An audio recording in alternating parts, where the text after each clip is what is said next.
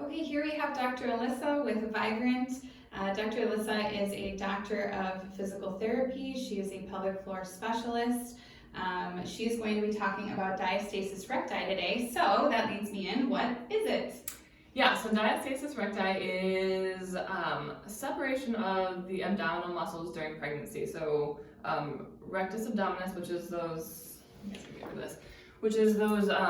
vertical muscles in the middle, they separate during pregnancy. They separate in like 80 to 100% of pregnant women, and they're designed to do that so that there's space for a baby to grow. So it's very normal to have separation and even see like a little doming and whatnot during pregnancy. What we want to happen after pregnancy is that space to come back together and heal up within 12 weeks. And so if you're noticing past 12 weeks that you're still having some doming and separation there, that's when you really want to get in there and address that and, address muscle imbalance with that. And how do you assess for it? Yeah, so I'll show you how we assess for it, because then you can do this at home. I mean, obviously, a lot of times from patients I hear, oh, my midwife or my doctor said I don't have it, I was going to the chiropractor and they said I did have it. And so I think there's a lot of variation in like how you're measuring it and like how sure people feel in palpating that separation. So if you're not super confident at home, fine, but you can at least feel and see what you're thinking. So I have people, so it's that line right in the middle. So you can kind of get your fingers there and ready. And then you're gonna put one hand behind your head and do a little bit of a sit-up and a little crunch, and then you can just feel how much that's separated. And so you wanna feel, we measure it by finger width, which is a pretty general measurement, but see how many fingers you can fit in there. And then we go above the belly button, at the belly button, and then below. And they're all gonna be different, generally speaking. And so what we're looking for is both that amount of separation, so how many fingers can we get in there, but more importantly, we want to know how soft is that space in the middle. So sometimes I'll have people that have maybe like a 2-finger separation, but in between that space, I don't feel like I can go very far. It's pretty firm, and that's a really good sign because it means we're creating tension in that space, which is the most important. If there's a 2-finger separation or even a 1-finger separation, but I can really stick my finger quite a bit of ways down there and it feels pretty soft, that's more of a problem where we want to make sure that we're getting tension in that space and getting stronger there. And that leads me into treatment. When a patient comes in, at which point are they typically coming in? Is it at that 12-week mark? Do they wait? Do they come in earlier? Do they come in at 6 weeks? And then how often are you treating? Yeah, so treatment, you are welcome to come in whenever you feel concerned that there's space there. And two, like, we don't have to wait until 12 weeks. If you're noticing space and you're like not sure if it's going to heal up, we can certainly get you going on the right track of teaching you how to engage certain muscles that are going to help that space heal up 12 weeks and beyond. So you don't have to wait, and getting on, and a lot of times too, people are concerned they don't know what exercises to do, and as they get back to exercise, like, is this wrong? Am I hurting myself? So we can certainly give you some guidance along that way.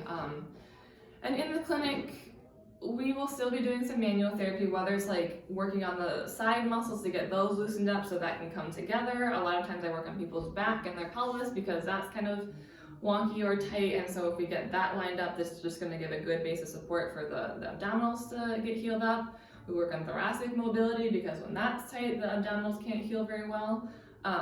And then we're working on strengthening stuff. So I'm teaching you how to engage certain muscles, especially those deep core muscles that help create tension in that space, glutes, pelvic floor, all those things come together, and that's what we're working on strength-wise.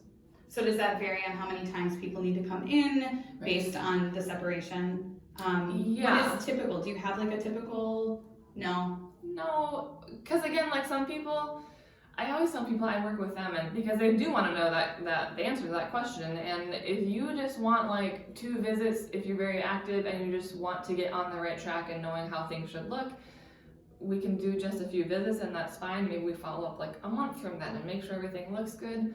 Or a lot of people postpartum, they have the time, they've met their deductible, and they want to come more frequently and for a longer period of time so they feel like they really get stronger and really get back to where they want to be. And so then we can work for once a week, twice a week, even sometimes for 8 weeks, 12 weeks.